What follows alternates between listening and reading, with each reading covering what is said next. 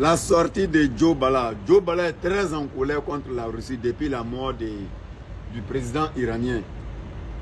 La famille, écoutez vidéo ça. Allez-y en bas de mes vidéos.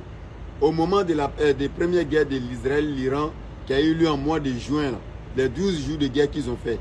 Les vidéos que j'ai fait, s'il vous plaît, allez-y écouter. Parce que c'est les mêmes paroles que je vais répéter ici encore. Ceux qui n'ont pas écouté ces vidéos, écoutez ici. Les propos que Joe Bala a tenus, c'est les mêmes paroles que j'avais dit déjà.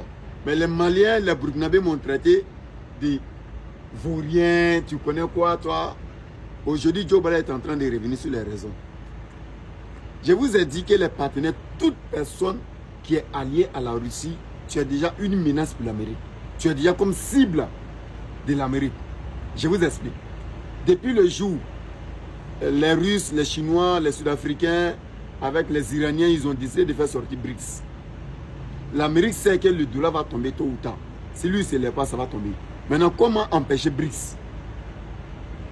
L'Amérique a commencé à sanctionner beaucoup de pays. Il y a plusieurs causes. Hein. Les guerres, il y a plusieurs causes. Mais moi, je dis la cause principale qui ne vous dirai jamais.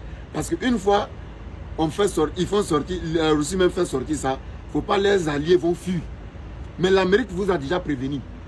Les Européens ont déjà prévenu. Mais les Russes disent que c'est impossible que ça va se passer. Mais c'est en train de se passer maintenant. Je vous explique.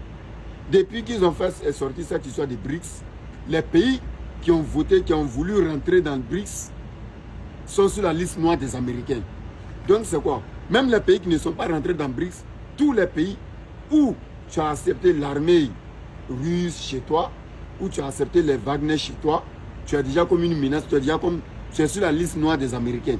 Parce que la Russie profite par toi pour ses moyens stratégiques, pour se disperser un peu partout dans le monde. Et l'Amérique ne veut pas ça. L'Amérique veut être l'unique pays puissant mondial qui a ses bases militaires partout. Les autres pays n'ont qu'à avoir les bases militaires partout. L'Amérique ne veut pas ça. C'est pourquoi je vous ai dit la Russie est puissante pour se protéger, mais protéger ses alliés, il ne peut pas. Parce que l'Amérique, s'ils savent qu'ils ne peuvent pas attaquer quelqu'un, ils te font la... Il y a plusieurs manières de faire la guerre. Ils te font la guerre de l'économie. La guerre de l'économie, c'est quoi? C'est de te sanctionner et de demander à tous tes pays voisins de fermer certaines coopérations avec toi. En plus encore, où tu vas aller prendre les médicaments, où tu payes tes armes, où tu fais tout, c'est-à-dire les choses importantes de ton pays. Ils empêchent les gens de te vendre. Ils mettent la pression sur ces pays de te mettre la sanction. Et la guerre stratégique, là, c'est trop compliqué. C'est inexplicable. Il faut dessiner ça pour montrer. Mais comme je ne suis pas à la maison, c'est pourquoi je vous explique. Vous comprenez? Donc, l'Amérique maintenant sait que si les Russes et les Chinois ont les alliés un peu partout, ils vont avoir la force pour créer BRICS. Donc, il faut faire tomber les alliés. Et il faut faire tomber les alliés comment? Il faut faire tomber les grosses têtes. Les grosses têtes, ils ont commencé par Syrie. Syrie est tombée devant les yeux du monde entier. Ils sont venus au Venezuela. C'est-à-dire, c'est pour Venezuela même qui a été le plus... C'est ça même qui a énervé les gens. Moi, j'ai dit à tout le monde ici, la Russie parle. Poutine parle, il ne réagit pas. Lui, il prend tout pour faire stratégie. Alors que la guerre, c'est quelque chose... Il y a un moment où il faut faire la stratégie. Il y a un moment où il faut être violent. Même le président de Tchétchène a dit ça à Poutine à un moment. Que là où on est arrivé là, il faut utiliser petites armes nucléaires tactiques pour mettre fin à cette guerre et puis on va aller. Sinon, c'est dangereux. Poutine dit non, stratégie. Ça fait 4 ans, il est en Ukraine. Il n'a pas fini d'abord. Il peut faire 10 ans là-bas, il ne va pas finir.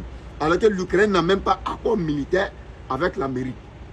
Il y a des gens qui disent non, la Russie n'a pas intervenu en Iran parce que l'Iran n'a pas signé accord militaire, accord de défense ou accord militaire ou quoi, avec la Russie. Mais n'oubliez pas que l'Ukraine n'a jamais signé accord militaire avec l'Amérique. Mais combien de soldats américains sont en train de tuer les Russes en Ukraine? Réfléchissez les gars, arrêtez de rêver, arrêtez de dormir. Réveillez-vous. Combien de soldats américains, soldats français qui ont été arrêtés en Ukraine, qui combattaient pour l'Ukraine, pour tuer les Russes? Mais Poutine n'a pas réagi. On les arrête juste. Pourquoi il n'a pas attaqué l'Amérique parce que les militaires sont venus? Pourquoi il n'a pas attaqué la France? Poutine avait donné combien de lignes rouges que si les Occidentaux traversent, qu'il va les frapper? Toutes les lignes rouges ont été affranchies.